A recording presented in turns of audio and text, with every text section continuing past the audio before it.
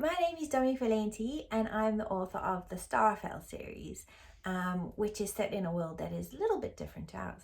Here, bathtubs make excellent boats, some houses can breathe, dragons and monsters make the very best of friends. And there's a good reason for this, and that is to do with magic. And I think that you might like this series if you're around about 7 or 8 to 108, if you like things like magic and quirky, funny stories. The series starts with Willow Moss, who is the youngest in a family of witches. She has the least impressive ability in her family though. She has the ability to find lost things like shoes or socks or her neighbour's missing wooden teeth. And no one thinks this is special, least of all Willow herself, until the most fearsome witch in all of Starfell comes to her door, Morag Vane, with the news that last week, Tuesday, has gone missing, and Willow now needs to find the day in order to save it. But there are rules to magic. You can't just summon a missing day. First she has to figure out who took it and why, and along the way she meets a lot of different characters, including a troll named Calamity and a cloud dragon named Feathering, and a botanist who can tell the past and read people's memories named Nolan sometimes. And in the second book, this new friend, Nolan, sometimes goes missing and he asks for her help. He sends her a letter via leaf mail delivered by a rather grumpy oak tree, asking if Willow wouldn't mind coming to rescue him. Except that Willow's magic has now been acting bonkers ever since she, spoiler alert, found the missing day. So Willow needs a lot more help in order to find her new friend. And in the third book, Willow Moss and the Vanished Kingdom, for the first time in Starfell's history, a history that has included a lot of persecution of people with magic, they are allowed to attend normal schools. And everyone is rather excited about this, no one more so than Willow's parents. And this is the letter that they write to the teacher on Willow's first day, which Willow needs to deliver. Dear Sir, we are proud to be sending you our youngest child, Willow Moss, to attend your school. What a time to be alive. We, her parents, are delighted at the amendment to the treaty. I can only imagine your own excitement. I just wish I was there to witness it.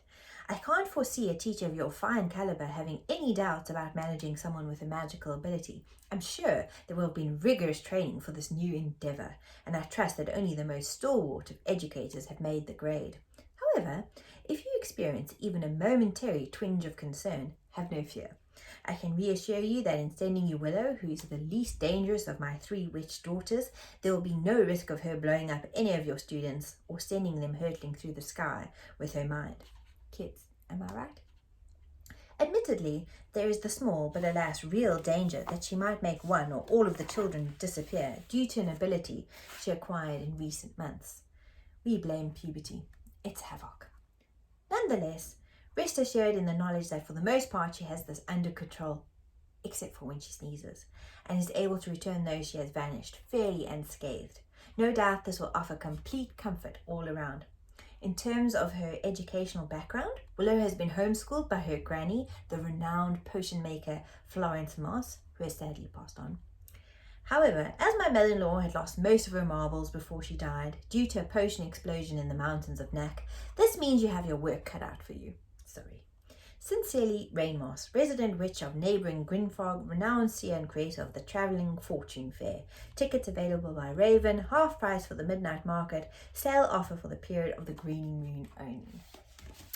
And obviously Willow's teacher is quite petrified at this new amendment, because that's one of the biggest things, is people are afraid in this world. They're afraid of people who are different.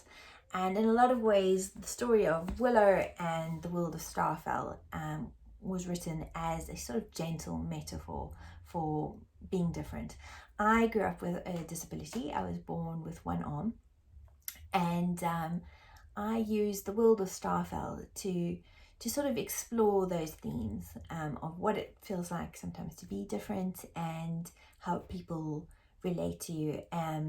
and also the journey towards self-acceptance and self-love that Willow goes through. In a lot of ways, the way she feels about her magic is how I felt, not just about my arm, but I was not exactly the most popular child growing up. My brothers were the sort of stars, very good looking, sporty, and I was a very bookish child who once won an award for reading the most books in the library. I had no idea they were keeping score. Anyway, but as I grew up, I learned to embrace that about myself and really love that this made me quite different in another way. And it's all these things that go into the story, your own life, and the things you know, the things you love, like magic and quirky stories about witches. And so when the time came for me to write my own book, that's what I drew upon. And so I would say anyone who's looking to maybe get permission to write their own stories, well, here it is. Here's your permission. Just go for it. And I would say, you know, that old writing advice of write what you know. I would change it a little bit and say, write what you love. So you could start with what you know and then just change it a bit. And I think the love is important. It doesn't mean you have to love the draft that you're working on every minute. I don't think that's always possible. Writing is fun, but it can also be a bit of a challenge. It's almost like if you were learning how to play the piano, it's not always delightful every step of the way, but it can be fun and satisfying. And I think the love is important because it will see you through. And then my next advice would be, stop trying to make it perfect. Make it finished, because you can always go back and edit. And I think the first time I really figured that out, that I needed to have a finished story, that changed everything. Because I think for so many years I tried to send off samples, and no publisher or agent is interested in just the sample. They want the finished book. And also, you can't grow or get better or improve the story until you've finished it. So finish. That's one of the biggest and best parts of writing advice that I ever got. So I hope that can be useful to you.